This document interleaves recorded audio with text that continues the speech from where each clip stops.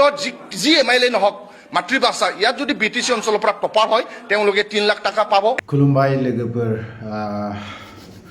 बैसागुआथ' बारा दिन गैला माने बारा टाइम गैला जाथारनिसै रंजानाय बावखुंग्रि हाजो गाखोनायनि मेला जालायबाय।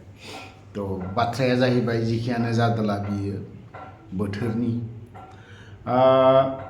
थांनाय देग्लायनि मेट्रिक आनजादाव बर' साबजेक्टआव खौरां बिजोंफ्रावहाय जों गोबां गथ'फोरखौनो बा स्टुडेन्टफोरखौनो एमआइएलआव 100आव 100 लाखिनायखौ जों नुनो मोनदों। तो बाथ्राया जाहैबाय मा मोजांनि बाथ्रा बियो माने एसे नङा बहुतखिनि मोजां। एमआइएलआव 100आव 100 लाखिजोबनाय फ्राय गथ'फोरखौनो जों नुनो मोनदों, मोजांबो जादों। ओमफ्राय आरो फैगौ बोसोरफ्रावबो गुबुन गुबुन साबजेक्टफ्राव 100आव 100 लाखिनोखौ नाजाहोलाङोब्ला मोजां जागोन। तो बाथ्राया जाहैबाय आं बै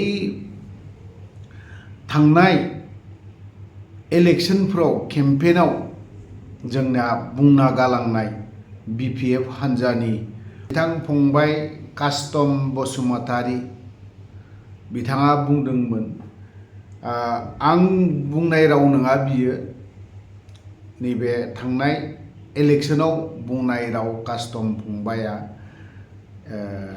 मिडियानि गेजेरजों बिथाङा फोसावलांदों। बर' साबजेक्टआव एमआइएलआव 100आव 100 लाखियोब्ला 3 लाखखौ होनाय जागोन बै व्यक्तिनो, बेफोरबायदि बाथ्राखौ बुंदों।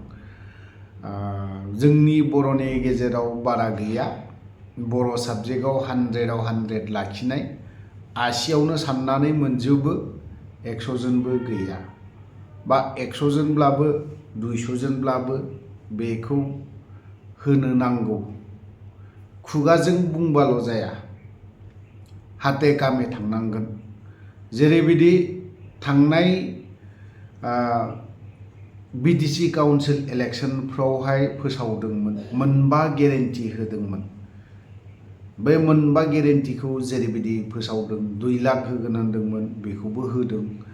हानि पाट्टा होगोन होननानै बुंदोंमोन, गुबुना जाक ताक आंनि लोगोनि सासे हानि पाट्टायाबो मोनबाय, मोनाखै होनना बुंनो हाया, मोनबाय। आरो बेजों लोगोसे सेल्फ हेल्प ग्रुपनो बायदि रोखोमनि बेफोरखौबो मावफुङा नङा मावफुंदों। 100% जायाखैब्लाबो এমআইএলৰ যি এমএলএ নহওক মাতৃভাষা ইয়াত যদি বিটিসি অঞ্চলৰ পৰা টপাৰ হয় তেওঁলোকে 3 লাখ টাকা পাব। এমআইএলৰ যি এমএলএ নহওক মাতৃভাষা ইয়াত যদি বিটিসি অঞ্চলৰ পৰা টপাৰ হয় তেওঁলোকে 3 লাখ টাকা পাব। বিটিসি অঞ্চলত মেট্ৰিকত টপ 10 আমি বাছনি কৰিম আৰু টপাৰসকলক 5 লাখ ফাইনেন্সিয়েল এছিষ্টেণ্ট বিটিসি চৰকাৰৰ পৰা দিয়া হ'ব। হায়াৰ ছেকেণ্ডেৰীত 3টা ষ্ট্ৰীমো ছায়েন্স, আৰ্টছ, কমাৰ্চ টপ 10 হিচাপে বাছনি কৰিম আৰু তেওঁলোকে ফাইনেন্সিয়েল এছিষ্টেণ্ট 5 লাখকৈ বিটিসি চৰকাৰৰ পৰা পাব। এমআইএলৰ যি এমএলএ নহওক মাতৃভাষা ইয়াত যদি বিটিসি অঞ্চলৰ পৰা টপাৰ হয় তেওঁলোকে 3 লাখ টাকা পাব। 70%সোआ बेखिनिया 4 गेरेन्टियाव होनाय जाबाय। तो थिग बेफोरबायदिनो नैबे कास्टम बसुमतारी बुंनायफोरबायदि जाय गथ'फ्रा दिनैहाय बर' साबजेक्टआव बा एमआइएलआवहाय थांनाय मेट्रिक परिखायावहाय 100आव 100 लाखिदों, बै व्यक्तिफोरनो 3 लाख होनायनि बाथ्रा बुंदोंमोन।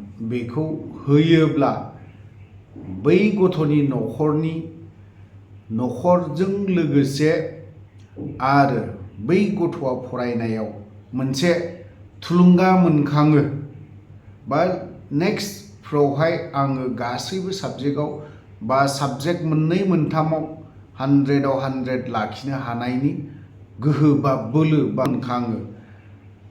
बेफोरबायदि बेखौ जुदि खालामनानै होयोब्ला मोजां। अनलि खुगायावल' जों सोरनिबाफ्राय भट आदाय खालामनायनि थाखाय बुङोब्ला बियो जानाय नङा। जेरै खोथा बुंदों एरै खामानिखौ मावनांगौ। 4 गेरेन्टिखौ जेरैबायदि खोथा होदों बेफोरबायदि मावनायफोरबायदि नैबे जाय गथ'फ्रा दिनै 100आव 100 लाखिदों बिथांमोननो मावनानै होयोब्ला मोजां जागोन। आं गोलाव बाथ्रा बुङा, देहा थिग नङा, मैयासो डक्टरनाव नायजाहैदोंमोन आं, बहुद प्रब्लेम ओंखारदों। तो कास्टम बसुमतारी फंबायनि माखासे मिडियायाव बाथ्रा बुंनाय ना, जों बेखौ एसे खोनासंनानै लानि।